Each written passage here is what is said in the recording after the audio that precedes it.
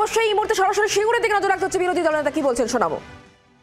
কৃষকদের জন্য আমরা আমাদের লড়াই চালিয়ে গেছি। আজকে সামগ্রিকভাবে আপনাদের আলু চাষিদেরকে আমি যখন ঢুকছিলাম, আমাকে একটি বহুল প্রচারিত ইলেকট্রনিক্স চ্যানেলের সাংবাদিক জিজ্ঞেস করছিলেন যে মমতা ব্যানার্জি সিঙ্গুর সহ হুগলি, পশ্চিম মেদিনীপুর, বর্ধমানের আলু চাষিদের জন্য বা কৃষকদের জন্য তিনি কি করলেন। আমি বললাম তিনি অর্থনৈতিকভাবে খুন করার ব্যবস্থা করলেন। আমরা বহুবার বলেছি এখানে টাটার তৈরি করা কারখানা ডিনামাইট দিয়ে উড়িয়ে সরষার বীজ বুনেছিলেন, সরষা গাছ বেরোয়নি, হলুদ ফুলও ফুটেনি। যেমন দীঘাতে ভণ্ড জালি হিন্দু মমতার রথের চাকাও গড়ায়নি, নারকেলও ফাটেনি।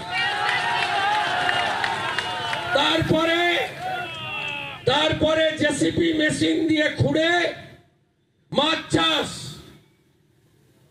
চাষও হয়নি, আর ওখানে জলের দেখাও মেলেনি।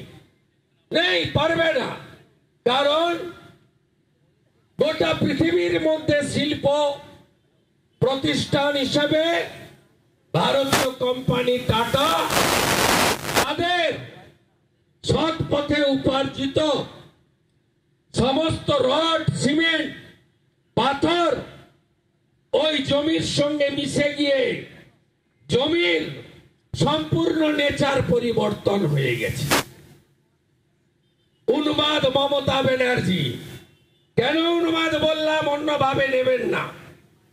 ফ্ল্যাট বাড়িতে থাকেন, কখন চাষ হয়, কখন জল লাগে, কখন বেনতলা ফেলতে হয়, কখন রোপণ হয়, কখন কাটতে হয়, আলুতে কখন বীজ পুঁততে হয়, কখন জল লাগে, কখন সার লাগে, একটাও আইডিয়া উনার নেই।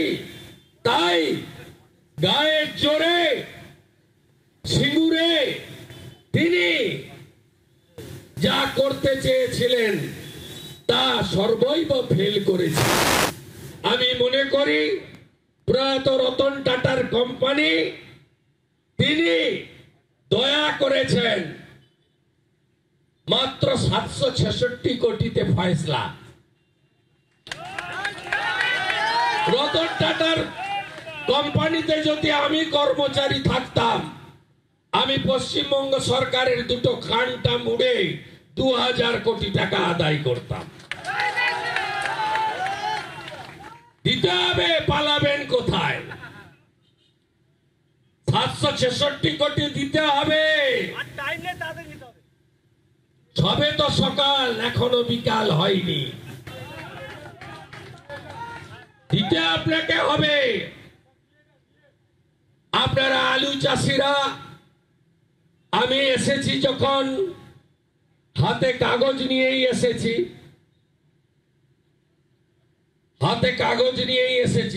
সার্কুলারটা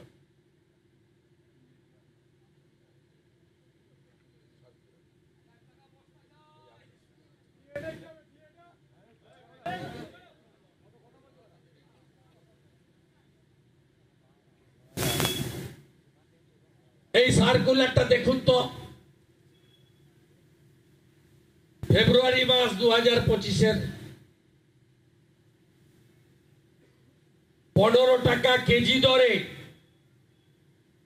2,20,00,000 বস্তা আলু কিনবেন বলেছিলেন কে? এখানকার ডাকাত বেচারাম মান্না কালকে নাকি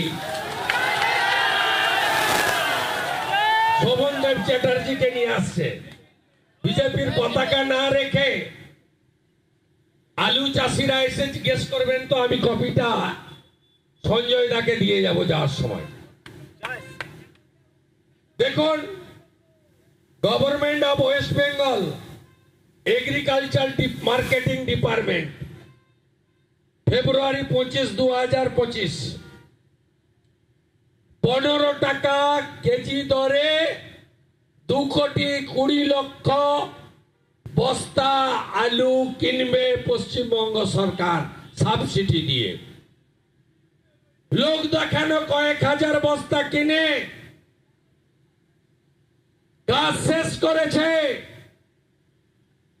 আজকে রতনপুরে 12 টাকা কেজি আলু বিক্রি হচ্ছে।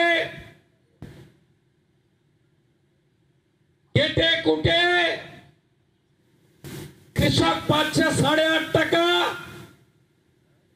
কোল্ড স্টোরেজের দাম, ভাড়া, আলু শুকনো করার খরচ বাদ দিয়ে ফসলে পার কেজি 3 টাকা করে মিনিমাম আমার অন্নদাতা ভগবান কৃষকরা লস করছে। তাদেরকে চোর মমতা আবার এদের ক্ষমা করবেন আপনারা? রাজ্যে আলু লাগে কত? 60 লক্ষ মেট্রিক টন। উৎপাদন হয় কত? 1.4 কোটি মেট্রিক টন। উদ্বৃত্ত আলু পাঠান কোথায় আপনারা? বাইরের রাজ্যে। দুবার আলুর দাম ওঠার পরে পুলিশকে দিয়ে বর্ডার আটকে মার্কেটটা উত্তরপ্রদেশ আর পাঞ্জাব দখল করে নিয়েছে। আপনি যত পারেন আলু প্রোডাকশন করুন, বাইরের রাজ্য আর নেবে না বাংলা থেকে। সর্বনাশটাই মুখ্যমন্ত্রী, হর হর। সর্বনাশটাই মুখ্যমন্ত্রী। কিভাবে আপনাদের পার্মানেন্ট সর্বনাশ করেছেন আপনারা নিজেরা দেখেছেন। তাই শুধু রোহিঙ্গা বাংলাদেশি মুসলমান তাড়ালে হবে না, তৃণমূলকেও তাড়াতে হবে। 25-এ কি একটা করছে না পাড়ায় পাড়ায়? আমার পাড়া। 26-এ আমার পাড়া, আমার পাড়া, আমার পাড়া, আমার পাড়া, আমার পাড়া, আমার পাড়া। তৃণমূলকে তাড়াতে হবে। ইলেকশন কমিশন তো রোহিঙ্গা আর বাংলাদেশি মুসলমান তাড়াবে, আর আপনারা সবাই আমরা মিলে তৃণমূলকেও তাড়াবো।